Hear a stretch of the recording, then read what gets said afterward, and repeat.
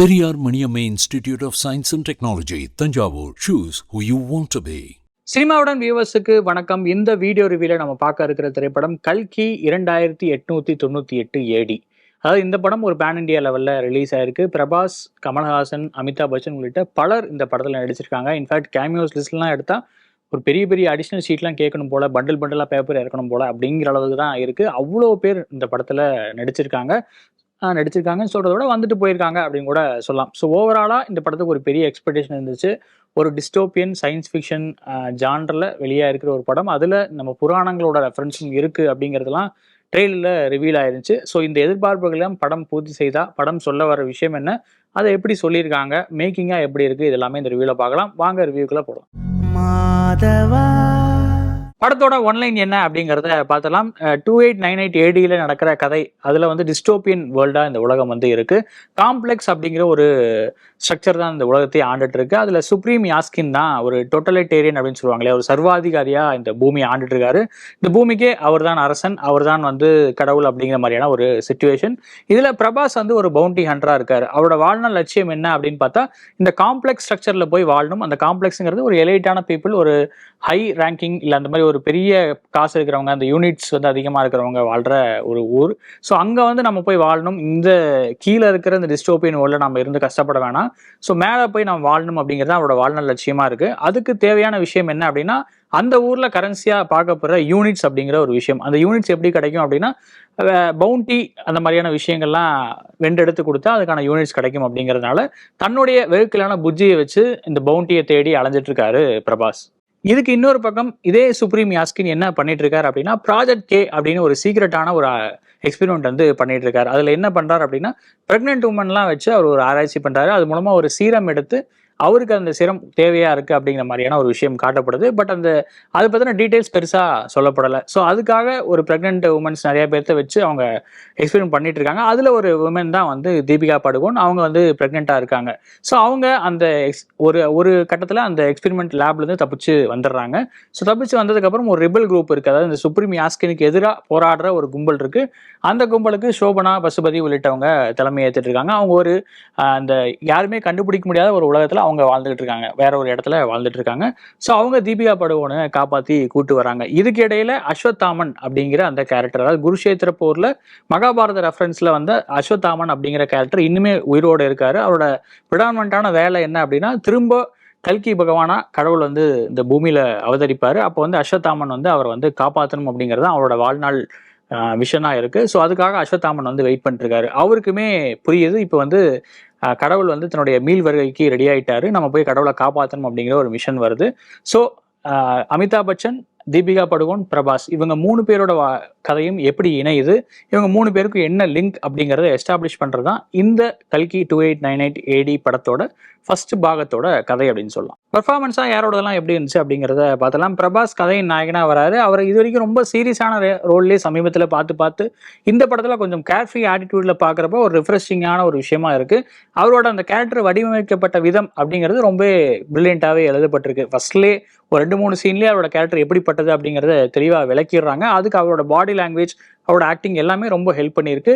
And இதுக்கெல்லாம் டோட்டலாக இன்னொரு விஷயம் என்ன அப்படின்னா, அவரோட ஹீரோ பில்டப் சொல்லிட்ட பல விஷயங்களை அவங்களே ஒரு கட்டத்தில் ஸ்பூஃபாகவும் டீஸ் பண்ணுறாங்க. அந்த ஸ்பூஃப் பண்ணுற அந்த ஐடியா அதுவுமே ஒரு 2 எக்ஸ்டென்ட் நல்லாவே ஒர்க் அவுட் ஆயிருக்கு. அண்ட் பிரபாஸோட வெஹிக்கிளாக வர அந்த புஜ்ஜி, அதுக்கு வந்து கீர்த்தி சுரேஷ் வந்து வாய்ஸ் கொடுத்துருக்காங்க. அவங்களோட வாய்ஸும் நல்லாவே ஒர்க் அவுட் ஆயிருக்கு. காமெடி ரெஃபரன்சஸ், அவங்களுக்கு நடக்கிற அந்த காமெடி எக்ஸ்சேஞ்ச் ஓரளவு நம்மளை தியேட்டரில் என்டர்டெயின் பண்ணுது அப்படின்னு கூட சொல்லலாம். கதையின் நாயகியாக வர தீபிகா படுகோன், அவங்களுக்கு ப்ரெடாமினண்ட்டாக என்ன வேலை அப்படின்னா, தன்னை சுற்றி என்ன நடக்குதுன்னே புரியாத ஒரு எக்ஸ்பிரஷனை படம் ஃபுல்லாக கொடுத்துட்டே இருக்கணும். அதை நீட்டாகவே பண்ணியிருக்காங்க. ஒரு இடத்துல அவங்களுக்கு வர அந்த ஒரு குற்ற உணர்வு உள்ளிட்ட பல விஷயங்களை சிறப்பாக வெளிப்படுத்தியிருக்காங்க அப்படின்னு சொல்லலாம். அஸ்வத்தாமன் அப்படிங்கிற கேரக்டரில் வர அமிதாப் பச்சன், அவருக்கு அந்த போட்டுக்கிற அந்த ஸ்பெஷல் மேக்கப் உள்ளிட்ட பல விஷயங்கள் இம்ப்ரெசிவாகவே இருக்குது. ரொம்ப ஏஜ்டான ஒரு கெட்டப்பாக அவரோட கேரக்டரை வந்து காட்டியிருக்காங்க. ஸ்டன் காட்சிகளில் பெரும்பாலும் கிராஃபிக்ஸாவோ இல்லை ஒரு டூப்பாவோ வச்சு தான் எடுத்திருப்பாங்க. அப்படின்னாலுமே அது அமிதாப் பச்சன் தான் பண்ணுறாரு அப்படிங்கிறது நமக்கு கன்வே ஆகிறதுனால ஒரு மெஜஸ்டிக்காக ஃபீல் ஆயிடுது. அவரோட ஸ்க்ரீன் ப்ரெசன்ஸு ஓரளவு அந்த மெஜஸ்டிக் தன்மையை அந்த ஸ்க்ரீனில் கொண்டு வந்துடுது. அதுவே நிச்சயமாக பாராட்ட வேண்டியது. அந்த கேரக்டருக்கு அவர் கொடுத்திருக்கிற அந்த உயிர் அப்படிங்கிறது இந்த படத்துக்கு ரொம்ப முக்கியமான விஷயமாவும் இருக்குன்னு சொல்லலாம். அடுத்ததா பசுபதி, ஆனாபென், சோபனா, பிரம்மானந்தம் உள்ளிட்டவங்க தங்களுக்கு கொடுக்கப்பட்ட ஸ்கிரீன் பிரசன்ஸ்ல வந்துட்டு போறாங்க. அங்கங்க அதாவது ஒரு 2 சீன் தான் அவங்களுக்கு கொடுத்துருக்காங்க அப்படின்னா அதுக்கு உண்டான நியாயத்தை அவங்க பண்ணியிருக்காங்க அப்படின்னு சொல்லலாம். அதுவும் குறிப்பா ஆனாபென்னோட அந்த கேரக்டர் வந்து சிறப்பாகவே எழுதப்பட்டிருந்துச்சு. அவங்க பேசுற டயலாக்ஸ்ல இருந்து பல விஷயங்கள் ரொம்ப முதிர்ச்சியாகவும் இருந்துச்சு. அவங்களோட பெர்ஃபார்மன்ஸும் நல்லா இருந்துச்சு.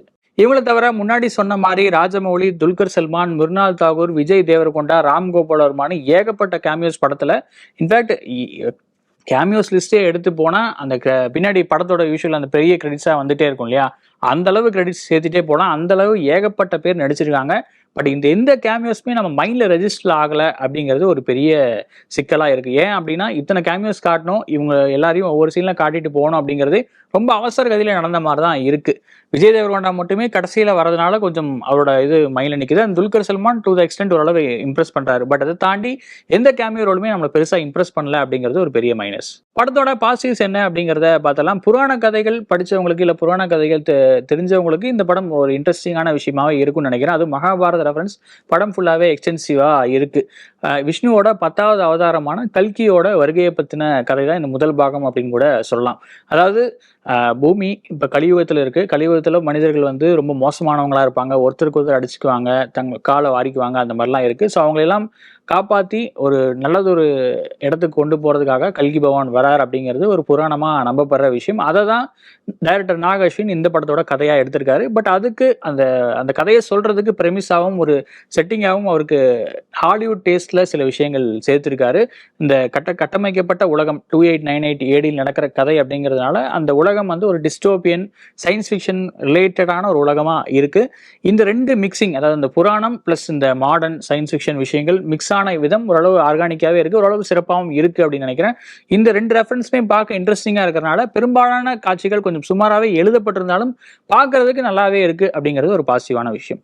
இந்த பிளெண்ட் பார்க்கறதுக்கு நல்லா இருக்கிறதுக்கு இன்னொரு மெயின் ரீசன் என்ன அப்படின்னா படத்தோட ப்ரொடக்ஷன் வேல்யூ தான். ரொம்பவே எக்ஸலண்டான ஒரு ஒர்க்கை பண்ணியிருக்காங்க. சினிமோட்டோகிராஃபியா இருக்கட்டும், எடிட்டிங்கா இருக்கட்டும், விஎஃப்எக்ஸா இருக்கட்டும், எல்லாத்துலேயுமே ஒரு நல்ல ஒரு ஸ்டாண்டர்டை செட் பண்ணியிருக்காங்க. இதுக்கு முன்னாடி வந்த இந்திய படங்கள் எடுத்துக்கிட்டு நம்ம வந்து அதில் விஎஃப்எக்ஸ் எப்படி இருந்துச்சு அப்படிங்கிறதெல்லாம் ஒரு பெஞ்ச் மார்க்காக செட் பண்ணோம் அப்படின்னா நிச்சயமா இந்த படம் ஒரு லெவல் அதிகமாகவே இருக்கு அப்படின்னு கூட சொல்லலாம். அந்த அளவு ஒரு சாட்டிஸ்ஃபைங்கான அவுட்புட் படத்துல இருக்கு. நிச்சயமா பெரிய ஸ்கிரீன்ல பாக்குறதுக்கு இனிமே அது ஒரு நல்ல பிரம்மாண்டமா இருக்கு. எங்கேயுமே பெருசா உறுத்தல. ஒரு சில ஷாட்கள் கிராஃபிக்ஸ் இன்னும் பெட்டரா பண்ணியிருக்கலாம். ஸ்டன் காட்சிகள், அந்த பவர்ஸ் வர காட்சிகள் எல்லாமே கொஞ்சம் இன்னும் பெட்டரா பண்ணியிருக்கலாம். அப்படின்னாலுமே டோட்டலா இந்த உலகம் காட்டப்பட்ட விதம், அந்த மனிதர்கள் உருவாக்கப்பட்ட விதம் எல்லாமே ரொம்ப எக்ஸலண்டா இருக்கு. அதுக்கே நிச்சயமா இந்த ப்ரொடக்ஷன் டீமுக்கும் இந்த டோட்டல் ஃபிலிம் குரூவுக்குமே பாராட்டுகள். அடுத்தது சந்தோஷ் நாராயணோட மியூசிக் டிபார்ட்மெண்ட்டுக்கு நிச்சயமா ஒரு தனியா ஒரு மென்ஷன் பண்ணி பாராட்டி ஆகணும். நிறைய காட்சிகளை ரொம்பவே எலிவேட் பண்ணியிருக்காரு. பேக்ரவுண்ட் ஸ்கோர்ல இருந்து பல விஷயங்கள் ரொம்ப எக்ஸலண்டா ஒர்க் பண்ணியிருக்காரு. அதுவும் அந்த தீம் மியூசிக் அப்படிங்கிற விஷயம் இந்த படம் ஃபுல்லா டோட்டலா வந்துட்டே இருக்கு. அது வர சீன்ஸ் எல்லாமே ரொம்ப எக்ஸலண்டா இருக்கு. எகைன் ரைட்டிங்ல எங்கெல்லாம் டவுன் ஆகுதோ படம், அங்கெல்லாம் சந்தோஷ் நாராயணன் தன்னோட மியூசிக் மூலமா எலிவேட் பண்ணியிருக்காரு அப்படின்னு சொல்லலாம். அடுத்தது ஆடான ஒரு பாயிண்ட் சொல்லணும் அப்படின்னா அந்த வேர்ல்டு பில்டிங் அப்படிங்கிற விஷயம் இந்த இடத்துல ஒரு சில ஐடியாஸ் கொஞ்சம் ஒரிஜினலா இருந்துச்சு. அது இம்ப்ரெசிவாகவும் இருந்துச்சு. அந்த யூனிட்ஸ், பவுண்டி உள்ளிட்ட விஷயங்கள் நிறைய ஹாலிவுட் படங்கள் ரெஃபரன்ஸ் அப்படின்னாலுமே அதை தாண்டி இந்த சில விஷயங்கள் நம்மளை ரொம்ப இம்ப்ரெஸ் பண்ணுது. எந்த அளவுக்கு அப்படின்னா இந்த மெஷினரிஸ், கன்ஸ் இதெல்லாம் காட்டின விதம் அதெல்லாமே கொஞ்சம் எக்ஸலண்டாகவே ஒர்க் பண்ணியிருந்தாங்க. விஎஃப்எக்ஸ் அந்த விஷயத்துலையும் ரொம்ப பெஞ்ச் மார்க்காக இருந்தது அப்படிங்கிறதும் நோட் பண்ண வேண்டிய விஷயம். படத்துல இதெல்லாம் பெட்டரா இருந்திருக்கலாம் அப்படிங்கிறத பார்த்தலாம். இந்த ஹாலிவுட் அப்புறம் அந்த புராண கதைகளோட பிளெண்ட் ஓரளவு நல்லா இருந்துச்சு, இன்ட்ரெஸ்டிங்கா இருந்துச்சு அப்படின்னு சொன்னேன். But over the period of time அது படம் போக போக ப்ரோக்ரஸ் ஆக அந்த விஷயமே கொஞ்சம் உறுத்தலாகவும் மாறிடுது. ஏன் அப்படின்னா நிறைய பழக்கப்பட்ட படங்களோட ரெஃபரன்ஸ் உள்ள வந்துகிட்டே இருக்கு. அதாவது ஹாலிவுட்ல இருந்து ரெஃபரன்ஸ் எடுக்கலாம், அதுல இருந்து கொஞ்சம் மாற்றி அமைச்சு கொஞ்சம் வித்தியாசமா ட்ரை பண்ணா கூட அது ஓரளவு இம்ப்ரெசிவா இருந்திருக்கும். பட் இந்த படத்துல என்ன பண்ணிருக்காங்க அப்படின்னா ஒரு சில காட்சிகள்லாம் ரொம்ப அப்பட்டமா இது அந்த படத்தோட சீன் மாதிரி இருக்கு, அந்த படத்தோட ஃப்ரேம் மாதிரி இருக்கு அப்படிங்கிற அளவு கூட நிறைய ரெஃபரன்ஸ் இருக்கு. எனக்கு தெரிஞ்சு இந்த படத்துல நிறைய ரெஃபரன்ஸ் வந்த விஷயங்கள் என்னென்ன அப்படின்னா மேட்மேக்ஸ் ஃபியூரி ரோடோட ரெஃபரன்ஸ் வருது, ஸ்டார் வார்ஸ் வருது, டியூன் வருது. இன்ஃபேக்ட் பிளாக் பேந்தரோட அந்த வக்காண்டா உலகம் வந்து ஒரு அப்படியே பிளானட்லயே மறைஞ்சிருக்கும் இல்லையா, தெரியாம ஒரு இடத்துல ஒதுங்கி இருப்பாங்க. அதே மாதிரிதான் சோபனா பசுபதியோட உலகம் மறைக்கப்பட்டிருக்கு.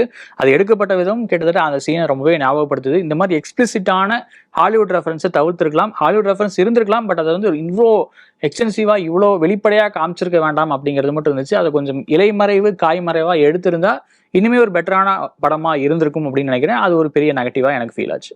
சுருக்கமாக சொல்லணும் அப்படின்னா ப்ரொடக்ஷன் குவாலிட்டியில் காம்ப்ரமைஸ் பண்ணாதவங்க ரைட்டிங் விஷயத்திலையும் காம்ப்ரமைஸ் பண்ணாமல் இருந்திருக்கலாம். இந்த மாதிரியான ஹாலிவுட் ரெஃபரன்ஸ் உள்ளே வராமல் தவிர்த்திருக்கலாம், இல்ல வந்திருந்தாலும் அதை இவ்வளவு எக்ஸ்பிளிசிட்டா காட்டாம இருந்திருக்கலாம் அப்படிங்கிறது மட்டும்தான். அடுத்ததா இந்த படத்துல பெரிய டிசப்பாயின்மெண்டா எனக்கு இருந்தது என்ன அப்படின்னா, படத்தோட ஸ்டன் காட்சிகள். அதுவும் இந்த மாதிரியான ஒரு வேர்ல்டு பில்டிங், இந்த மாதிரியான ஒரு பிரம்மாண்டமான உலகத்தை உருவாக்கிட்டீங்க, இவ்வளோ பெரிய பட்ஜெட்ல இந்த படத்தை எடுத்திருக்கீங்க, இவ்வளோ கேரக்டர்ஸை உள்ள கொண்டு வந்து அசம்பிள் பண்ணியிருக்கீங்க, கேமியோஸாவே இவ்வளோ பேர்த்த ரைட்டிங்ல உள்ள கொண்டு வந்திருக்கீங்க. பட் ஸ்டன்ஸ் அப்படிங்கிற விஷயத்த இன்னுமே பெட்டரா பண்ணிருக்கலாமே, இந்த உலகத்துக்கு ஏத்த மாதிரி இன்னும் பிரம்மாண்டமா அதை கொண்டு போயிருக்கலாமே அப்படிங்கிற ஒரு ஒரி தான். ஏன்னா அந்த ஹேண்ட் டு ஹேண்ட் காம்பேட் தான் படம் ஃபுல்லாவே நிறைய இடத்துல வருது. அது எல்லாமே இன்னும் சுவாரஸ்யமா எடுத்திருக்கலாம் அப்படிங்கிற குறை மட்டும் மனசுல இருந்துட்டே இருக்கு.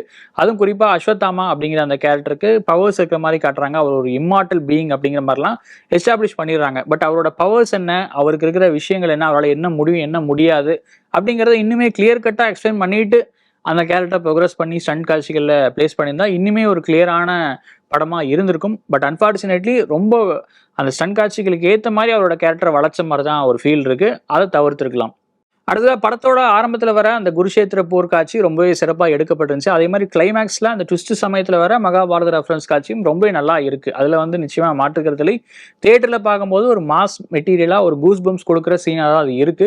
விஜய் தேவர்கொண்டாவும் கிருஷ்ணரும் பேசிக்கிற அந்த காட்சி ரொம்ப சிறப்பாகவே எடுக்கப்பட்டிருக்கு. அதில் கிருஷ்ணர் சொல்ற விஷயம் எல்லாமே ஒரு மாசான காட்சிக்கான இலக்கணம் தான். பட் எகைன் இது ஒரிஜினல் ஐடியாவா அப்படின்னு கேட்டால் அதிலே ஒரு கேள்விக்குறி தான். ஏன்னா இதே சேம் கைண்ட் ஆஃப் டயலாக், இதே சேம் கைண்ட் ஆஃப் சீன் மகாபாரதத்துலேருந்து அப்படியே எடுக்கப்பட்டதாக தான் இருக்குது. அதாவது மகாபாரதத்தில் நீங்கள் டிவி தொடர் பார்த்துருந்தாலும் சரி, இல்லை ஒரு அனிமேஷன் சீரிஸ் பார்த்துருந்தாலும் சரி, இல்லை புக்கு படிச்சிருந்தாலும் சரி, நிச்சயமாக இந்த காட்சி இந்த வசனம் நம்ம மைண்டில் கிராஸ் ஆகிருக்கும். அதை அப்படியே தூக்கி வச்ச மாதிரி தான் இருந்துச்சு.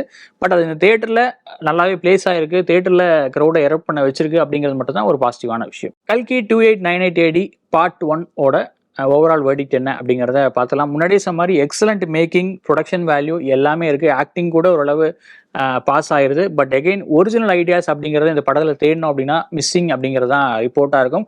ஒரிஜினல் ஐடியாஸுங்கிறது ரொம்பவே கம்மியாக இருக்குது அப்படின்னு கூட சொல்லலாம். அந்தளவு ரொம்ப டிசப்பாயிண்டிங்கான ரைட்டிங்காக எனக்கு ஃபீல் ஆச்சு. ஓவராலாக தேட்டரில் பார்க்கறதுக்கான ஒரு படம் தான், கூஸ் பம்ப்ஸ் கொடுக்குற ஒரு படம் தான் அப்படின்னாலுமே இதை நான் ஒரு ஆவரேஜ் வாட்சாக தான் ரேட் பண்ணுவேன். காரணம் அந்த ஒரிஜினல் ஐடியாஸ் இல்லை அப்படிங்கிறது மட்டும்தான். ஒருவேளை இந்த படத்தை நீங்கள் பார்த்துருந்தீங்க அப்படின்னா உங்களோட வியூ என்ன அப்படிங்கிறத கமெண்ட்டில் சொல்லுங்கள். வேற ஒரு ரிவ்யூவில் உங்களை மீட் பண்ணுறேன். நன்றி, வணக்கம். Periyar Maniamma Institute of Science and Technology, Tanjavur. Choose who you want to be.